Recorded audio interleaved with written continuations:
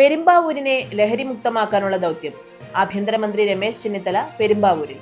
എറണാകുളം പെരുമ്പാവൂരിനെ ലഹരിമുക്തമാക്കാനുള്ള ദൗത്യത്തിന്റെ ഭാഗമായി ബഹുജന റാലി ആരംഭിച്ചു. തൂഫാൻ ജാഗരൺ എന്ന പേരിലാണ് റാലി. ആഭ്യന്തരമന്ത്രി രമേശ് ചെന്നിത്തല, സംസ്ഥാന പോലീസ് മേധാവി റവാഡ എ ചന്ദ്രശേഖർ എന്നിവർ റാലിയുടെ ഭാഗമായി.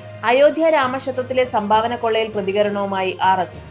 കടുത്ത വേദനയും അമർഷവുമുണ്ടെന്നും കുറ്റക്കാർക്ക് കർശന ശിക്ഷ ഉറപ്പാക്കണമെന്നും RSS general secretary Dattatreya Hosabale പറഞ്ഞു. വൈദ്യുതി പ്രതിസന്ധി മറികടക്കാൻ KSEB. സംസ്ഥാനത്തെ വൈദ്യുതി പ്രതിസന്ധി പരിഹരിക്കാൻ കൂടുതൽ വൈദ്യുതി വാങ്ങാൻ KSEB തീരുമാനിച്ചു. ഇതിനായി 200 മെഗാവാട്ട് വൈദ്യുതി വാങ്ങാനുള്ള ടെൻഡർ വിളിക്കാൻ നിർദ്ദേശം നൽകിയിട്ടുണ്ട്. PSC ഒഴിവുകൾ റിപ്പോർട്ട് ചെയ്യാൻ കർശന നിർദ്ദേശം.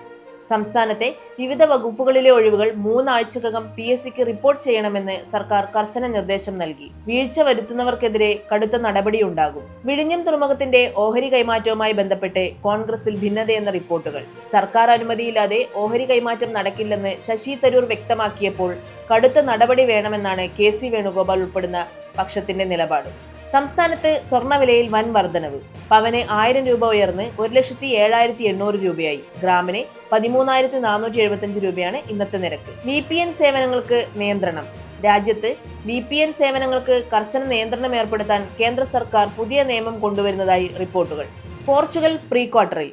ഇഞ്ചുറി ടൈമിൽ റാമോസ് നേടിയ ഗോളിലും റൊണാൾഡോയുടെ പെനാൽറ്റി ഗോളിലും ക്രൊയേഷ്യയെ 2-1 തകർത്ത് പോർച്ചുഗൽ മുന്നോട്ട്.